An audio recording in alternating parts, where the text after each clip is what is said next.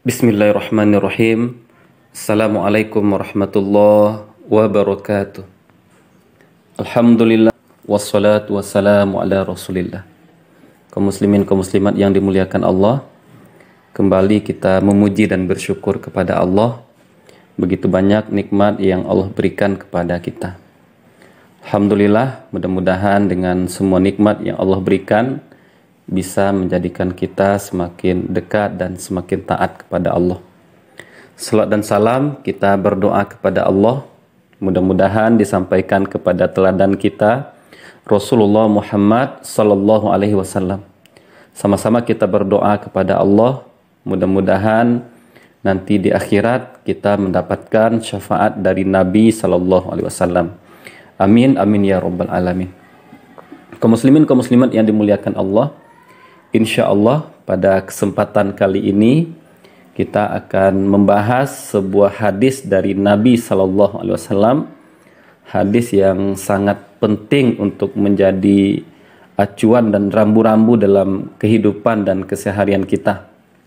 Hadis ini diriwayatkan oleh Imam Muslim dalam kitab Zuhud, bab Al-Mu'min amruhu kulluhu khair. Seorang mukmin seluruh urusannya adalah mengandung kebaikan.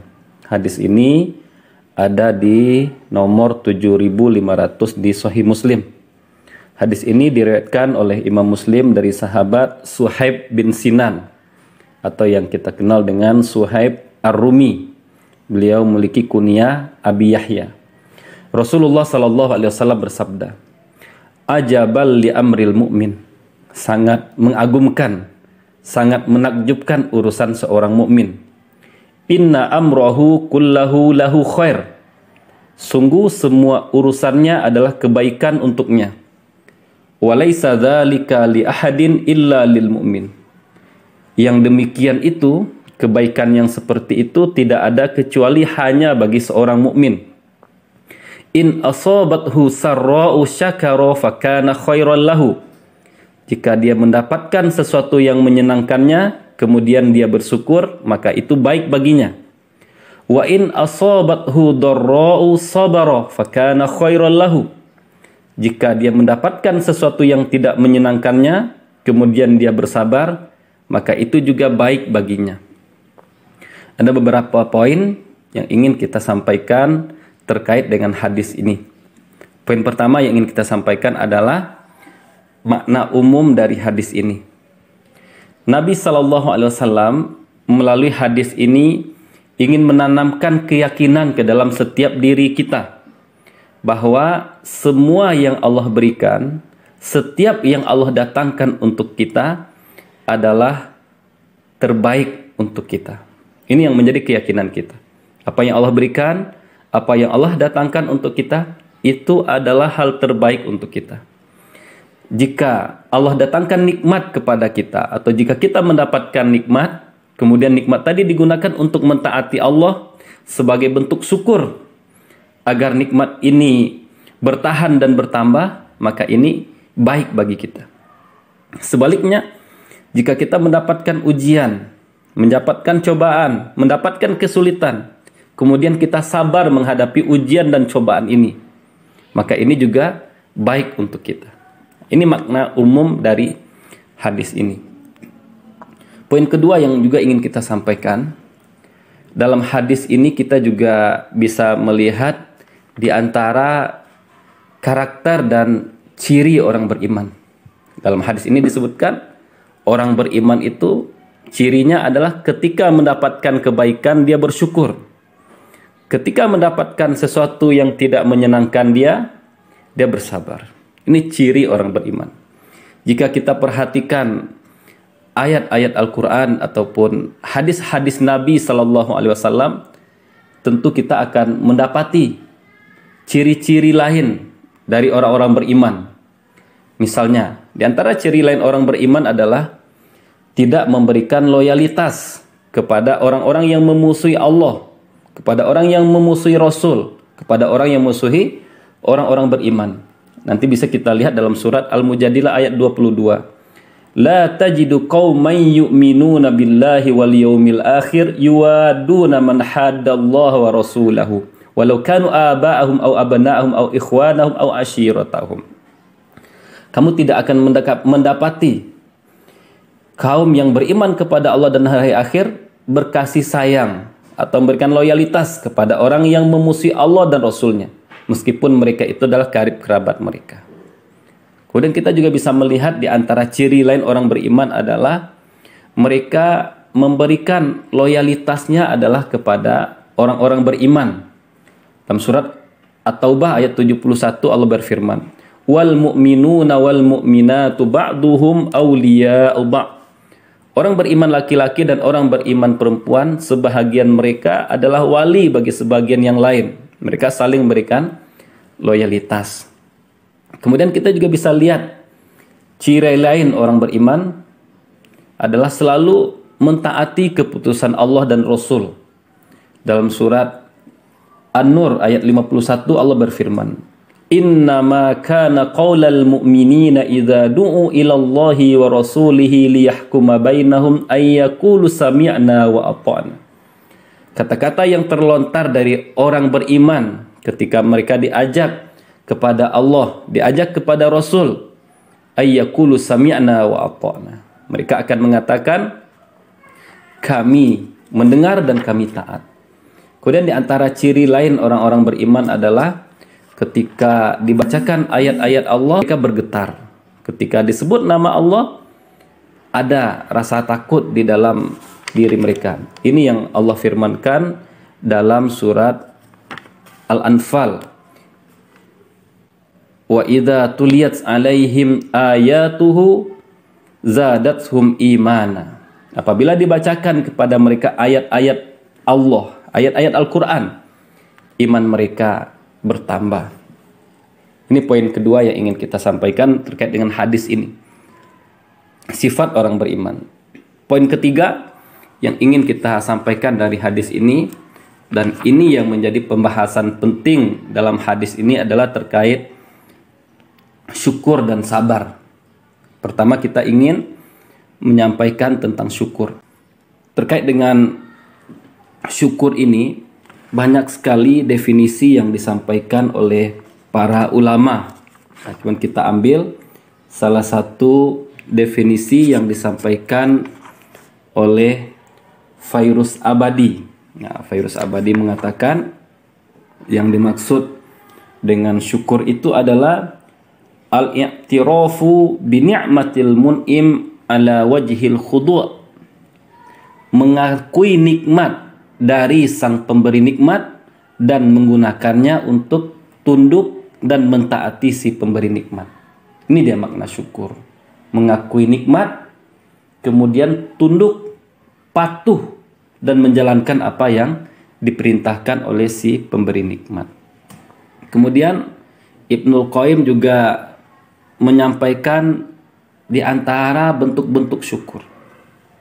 Di antara bentuk syukur yang disampaikan oleh Ibnul Qayyim, yang pertama adalah syukrul qalbi, bersyukur dengan hati, yaitu mengakui nikmat Allah dengan hati. Yang kedua syukrul lisan, memberikan pujian kepada yang memberikan nikmat dengan lisan. Kemudian yang ketiga syukrul jawarih, bersyukur dengan anggota tubuh. Caranya adalah menggunakan anggota tubuh untuk mentaati Allah, menggunakan anggota tubuh untuk hal-hal yang bisa mendatangkan ridho Allah, dan menjauhkan anggota tubuh dari sesuatu yang membuat Allah marah. Kemudian yang kita juga ingin sampaikan adalah terkait dengan kedudukan syukur. Dalam agama kita, syukur ini memiliki kedudukan yang begitu tinggi. Kedudukan syukur yang pertama adalah dalam Al-Quran, Allah mensifati dirinya dengan syakur. Dalam surat At-Taghabun ayat 17 Allah berfirman, wallahu syakurun halim. Allah maha bersyukur dan maha yang lembut, maha yang santun. Kemudian kita juga bisa melihat dalam Al-Quran, Allah memberikan sifat syukur kepada dua orang Rasul, kepada dua orang Rasul ulul azmi. Tentang Nabi Nuh Allah berfirman dalam surat Al-Isra ayat 3, Zurriyyata man hamalna ma'an Nuh innahu kana abadan syakura. Dikatakan oleh Allah, Nuh itu adalah seorang hamba yang sangat bersyukur. Kemudian tentang Nabi Ibrahim, Allah juga berfirman dalam surah An-Nahl ayat 121. Syakiran li an'umih ijtabahu wa hadahu ila siratim mustaqim. Ibrahim itu bersyukur atas nikmat-nikmat yang Allah berikan. Kemudian Allah pilih dan Allah berikan petunjuk ke jalan yang lurus.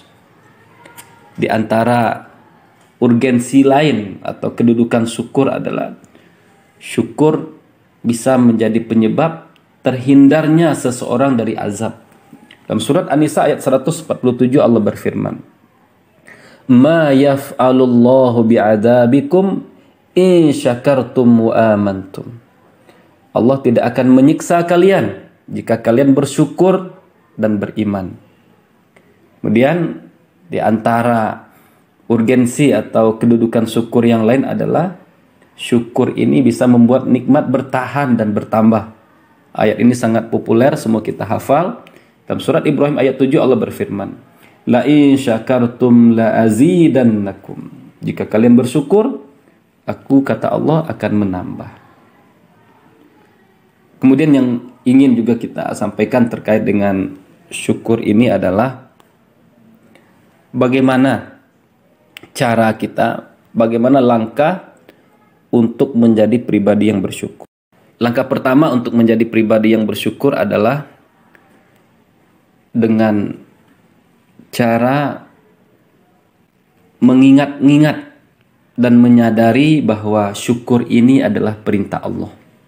Dalam surat Al-Baqarah 152 Allah berfirman, "Washkuruli wa la takfurun." Bersyukurlah kalian kepadaku kata Allah, dan jangan kalian kafir.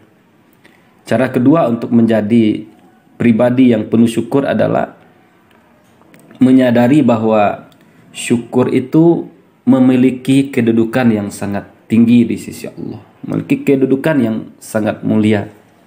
Kemudian cara ketiga untuk menjadi pribadi yang syukur adalah menghayati kehidupan orang-orang yang penuh dengan syukur. Jadi ada seseorang yang Allah uji dengan berbagai macam cobaan, matanya buta, kakinya lumpuh, tapi dia selalu mengatakan alhamdulillah, alhamdulillah. Dia selalu memuji Allah. Orang-orang heran, kenapa orang yang begitu banyak ujian, begitu banyak cacat ini masih selalu bersyukur kepada Allah. Maka ditanya kepada orang yang hidupnya penuh dengan ujian dan cobaan ini, dengan kondisi yang seperti ini, kenapa engkau masih memuji Allah? Jawaban dia sederhana saja. Dengan kondisi saya yang seperti ini, Allah memberikan dua nikmat besar kepada saya. Allah berikan kepada saya qalban syakira wa lisanan zakira. Allah anugerahkan kepada saya hati yang selalu bersyukur. Dan Allah juga berikan kepada saya lisan yang selalu berzikir kepada Allah. Ini dua nikmat besar. Meskipun kondisi saya seperti ini, saya merasakan banyak sekali nikmat yang Allah berikan. Dan cara keempat agar kita bisa menjadi pribadi yang bersyukur adalah dengan berdoa kepada Allah.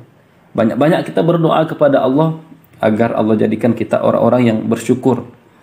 Dalam sebuah hadis yang diriwayatkan oleh Abu Daud, Nabi SAW pernah memberikan pesan kepada Sayyidina Mu'az untuk membaca sebuah doa.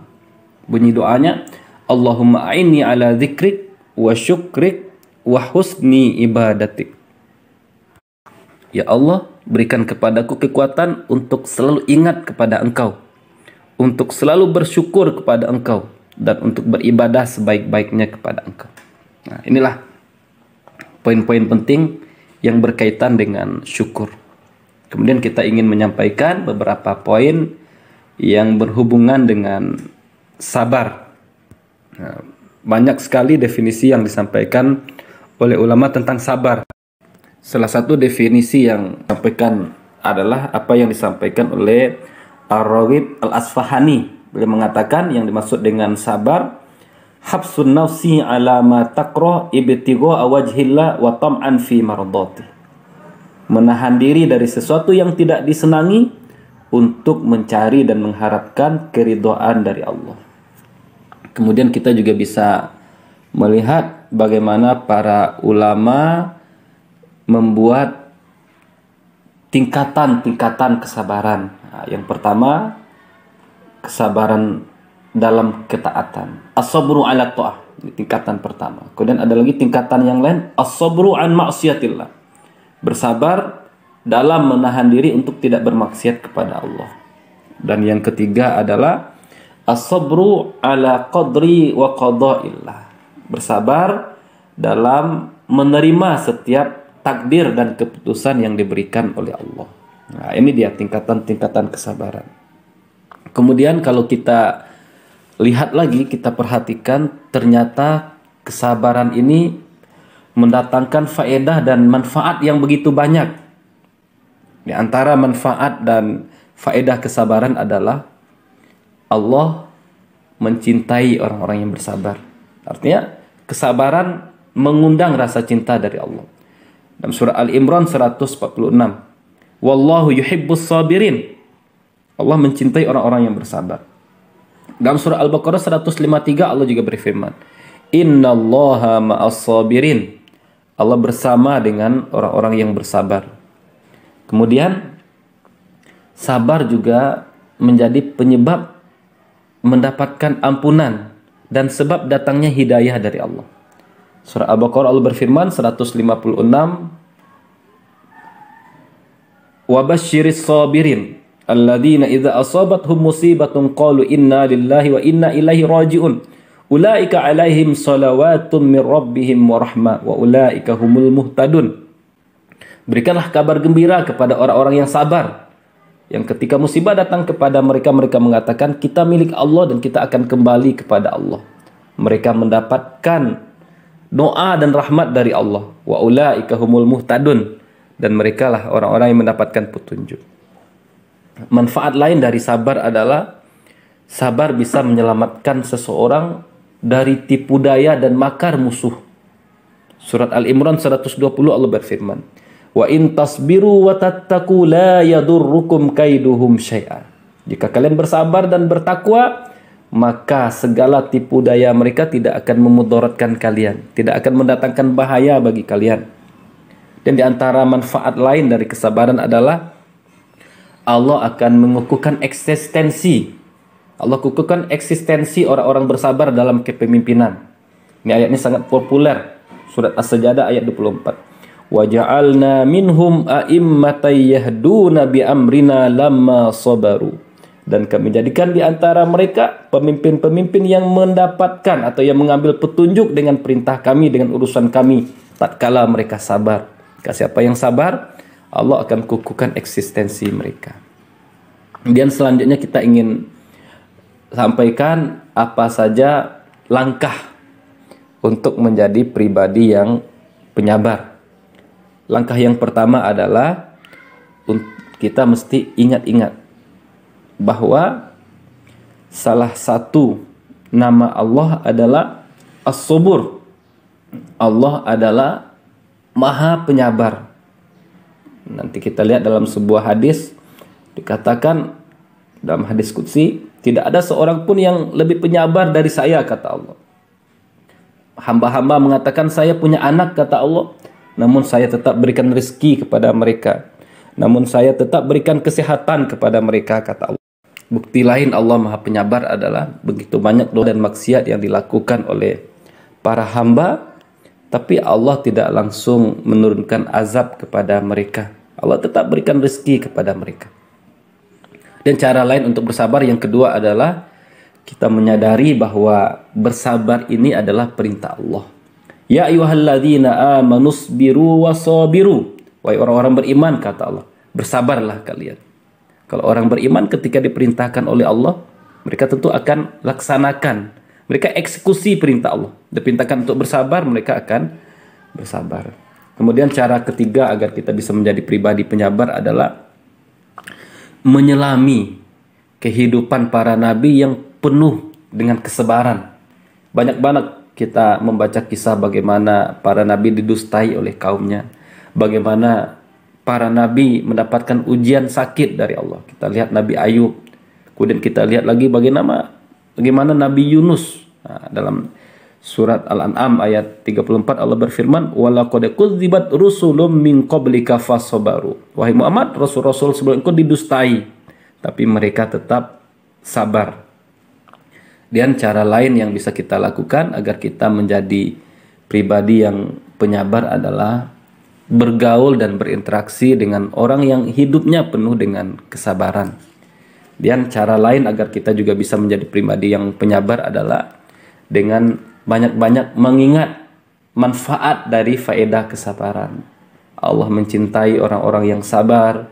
Allah mengukuhkan ekstensi orang-orang yang sabar. Allah menjaga dari tipu daya musuh. Nah, jika ini yang kita lakukan, insya Allah kita bisa menjadi pribadi yang penyabar. Terakhir, hadis ini memberikan kita beberapa pelajaran. Yang pertama, pelajaran dari hadis ini adalah iman itu adalah nikmat paling berharga yang Allah berikan kepada seorang hamba. Dengan iman, semua yang dialami dalam hidup, semua yang didapatkan dalam hidup akan bernilai kebaikan. Yang kedua, pelajaran dari hadis ini adalah keharusan bagi kita untuk bersyukur atas segala nikmat yang Allah berikan. Karena syukur itu banyak sekali manfaat. Yang ketiga dan terakhir, pelajaran dari hadis ini mengharuskan kita untuk bersabar menghadapi ujian dan cobaan. Sama dengan syukur, banyak sekali manfaat dan faedah yang kita dapatkan darinya. Kaum muslimin, kaum muslimat yang dimuliakan Allah, barangkali ini yang bisa kita sampaikan. Mudah-mudahan hadis yang singkat dan padat ini bisa menjadi panduan bagi kita dalam hidup, bisa membimbing kita untuk menjadi pribadi yang penuh syukur dan sabar dalam kehidupan ini. Terima kasih atas perhatian kita bersama. Mohon maaf atas segala kekurangan. Wassalamualaikum warahmatullahi wabarakatuh.